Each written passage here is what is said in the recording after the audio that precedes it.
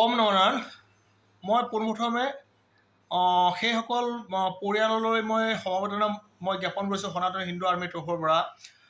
যি পৰিয়ালৰ সদস্য এই বানপানীতেই হওক বা কৃত্ৰিম বানতেই হওক বা মানে যেনেকুৱা এইখিনি সময়ত তেওঁলোক মানে দুৰ্ঘটনাগ্ৰস্ত হৈ মানে মৃত্যুক আকোৱালি ল'ব লগা হৈছে। এই মানে ফুল চিঙা বয়সত, পখিলা খেদা মানে বয়সত অত্যন্ত মৰ্মান্তিক, আৰু ভগৱানে সেই পৰিয়ালবিলাকক জীয়াই থকাত অকণমান সহায় কৰক আৰু সাহস প্ৰদান কৰক, মই কামনা কৰিছোঁ। আৰু লগতে অসমৰ মুখ্যমন্ত্ৰীক মই দুষাৰমান কথা ক'বলৈ বিচাৰিছোঁ। মুখ্যমন্ত্ৰী মহোদয়, এইটো চৰকাৰৰ গাফিলতি বুলিয়েই ক'ম নে বিভাগীয় মানে কৰ্তৃপক্ষৰ মানে গাফিলতি, সেইটো আপুনি বুজি পাব এই কথাখিনিৰ ভিতৰত।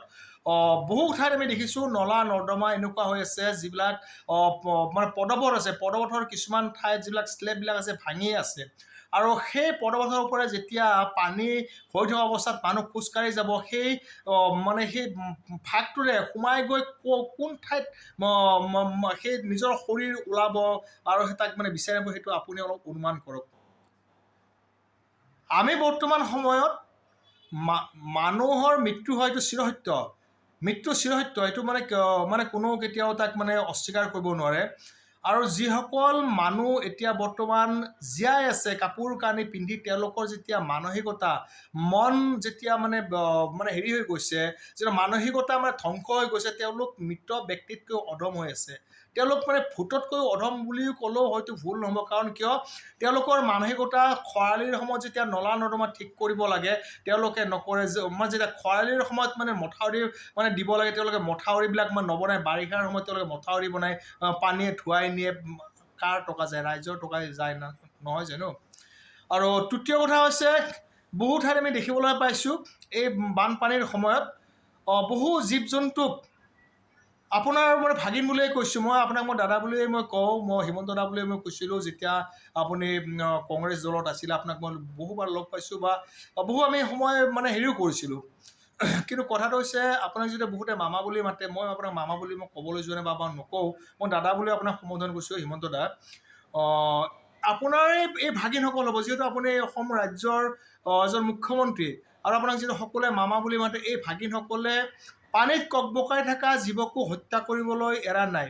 তেওঁলোকৰ মানসিকতা চাওক, জীয়াৰী বোৱাৰীকটোন ধৰ্ষণ কৰিবলৈ এৰা নাই, মানে ভূমি অবৈধভাৱে দখল কৰিবলৈ এৰা নাই, এতিয়া পানীত ককবকাই থকা সেই জীৱ জন্তুকো তেওঁলোক হত্যা কৰিবলৈ এৰা নাই। কিয়?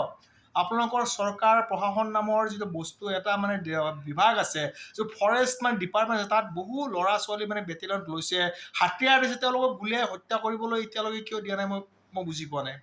কাৰণ নিমাহিত সেই প্ৰাণীবিলাক যে পানীত ভাহি আহিছে, নাৱেৰে গৈছে, কোবাই মাৰিছে, তেওঁলোকক গুলীয়াই মাৰাত কোনো অপৰাধ হ'ব হয়তো নোৱাৰে। কাৰণ হিংসক হিংসতাৰে শেষ কৰিব লাগিব। দুষ্টক দমন কৰিবলৈ হ'লে আপুনি সেই গোলাপ ফুল হাতত দিলে তেওঁলোকে কেতিয়াও দমন নহয়। দুষ্টক দমন কৰিবলৈ হ'লে ভগৱান শ্ৰীকৃষ্ণই সুদৰ্শন চক্ৰ লৈছিলে, আৰু আপুনি যিটো বন বিভাগক হাতিয়াৰ দিছে, হাতিয়াৰ মানে ব্যৱহাৰ কৰিব দিয়ক, গুলিয়াব দিয়ক। কাৰণ সেই হৰিণাটোৱে পানীত ককবকাই নিজৰ জীৱন বচাবৰ কাৰণে কোনোবা চাইড মানে গৈ আছে, আৰু কোনোবাই নাওলৈ আহি কিনে মানে মাৰি আছে। বিস্মিল্লাহ বুলি হয়তো কোনোবাই ক'ব, কোনোবাই হুল্লাহ আল্লাহ বুলি ক'ব, নহয় জানো? কিমান সংখ্যক লোকে এইবাৰ এই লোকসভা এই নিৰ্বাচনত মানে ভোট দিলে? আপোনাৰ সেইসকল ভাগিনে লাখ লাখ ভোটৰ মানে ব্যৱধানত মানে জিকিলে সৌ ধুবুৰীত, নহয় জানো? তেওঁলোকৰ লগত ভাইচাৰা কৰি একো লাভ নাই। তেওঁলোকৰ মানসিকতা একেই, যিটো হিন্দীত আমাৰ চুলিক হিন্দীত কি বাল বুলি কয়, আমি চুলি বুলি কওঁ, সেই চুলি ছিঙি তেওঁলোকে সৰা হাতখনত দিলে, সেই কাটা হাতখনত দিলে, আৰু হিন্দীৰ সেই যিটো শব্দটো ছিঙি কিনে সেই পদুম ফুলত তেওঁলোকে দিয়া নাই জানো? যাৰ বাবে আজি আমি সেইখিনি আমি গম পাবলৈ আমি বাধ্য হৈছোঁ। মই ভগৱানে আপোনাক সৎবুদ্ধি প্ৰদান কৰক, আৰু যিসকল ব্যক্তিয়ে এনেকুৱাকৈ হত্যা কৰিছে নিৰীহ এইবিলাক জীৱ জন্তু, তেওঁলোকক কঠোৰ হাতেৰে মানে দমন কৰক, ব্যৱস্থা গ্ৰহণ কৰক, মই কামনা কৰিছোঁ। আৰু অবিনাশ নামৰ সেই ল'ৰাটোৰ ঘৰত যথাসাহাৰ্য, তেওঁৰ ঘৰতে বুলি নহয়, যিমান সংখ্যক এনেকুৱা মানে দুৰ্ভগীয়া পৰিয়ালৰ লোক মানে বানপানীত মানে নিহত হৈছে হিন্দু সম্প্ৰদায়ৰ, তেওঁলোকক সাহাৰ্য প্ৰদান কৰক। জয় শ্ৰীৰাম, জয় হিন্দু ৰাষ্ট্ৰ, জয় অসম।